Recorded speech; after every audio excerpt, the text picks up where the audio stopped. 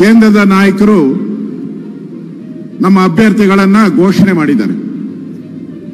ಅಭ್ಯರ್ಥಿ ಆಗೋವರೆಗೂ ಕೂಡ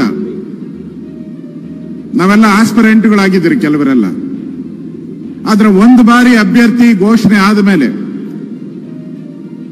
ನಮ್ಮ ಮುಂದೆ ಬರುವಂತದ್ದು ನಮ್ಮ ಅಭ್ಯರ್ಥಿ ನರೇಂದ್ರ ಮೋದಿ ಅವರು ನಮ್ಮ ಅಭ್ಯರ್ಥಿ ಅಂತೇಳಿ ನಾವೆಲ್ಲರೂ ಕೆಲಸ ಮಾಡಬೇಕಾಗಿದೆ. ಇವತ್ತು ನರೇಂದ್ರ ಮೋದಿ ನಮ್ಮ ಅಭ್ಯರ್ಥಿ.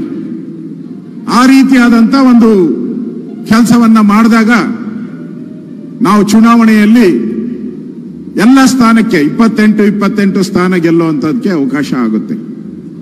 ಅದಕ್ಕೋಸ್ಕರ ಇವತ್ತು ನಮ್ಮ ಅಮಿತ್ ಶಾಜಿ ಅವರು ಬೆಂಗಳೂರಿಗೆ ಬಂದಿರತಕ್ಕಂಥದ್ದು ಸುಮಾರು ಈ 5-6 ಕಾನ್ಸ್ಟಿಟ್ಯೂಯೆನ್ಸಿಗಳಲ್ಲಿ ಬಿಜೆಪಿ ಗೆದ್ದೇ ಗೆಲ್ಲಬೇಕು.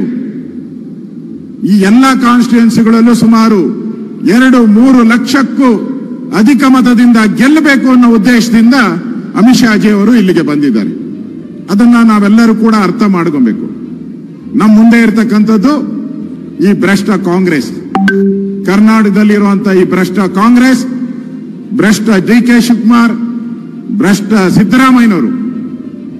ಈ ಜೋಡಿಯನ್ನ ಮಟ್ಟ ಹಾಕಬೇಕಾದ್ರೆ ನಾವು ಈ ಚುನಾವಣೆಯಲ್ಲಿ ನಮ್ಮೆಲ್ಲ 28 ಸ್ಥಾನಗಳನ್ನ ಗೆಲ್ಲುವ ಮುಖಾಂತರ ಈ ಭ್ರಷ್ಟ ಕಾಂಗ್ರೆಸ್ ಅನ್ನ ಈ ರಾಜ್ಯದಿಂದ ಹೊರ ಹಾಕೋದಕ್ಕೆ ಒಂದು ಅವಕಾಶ.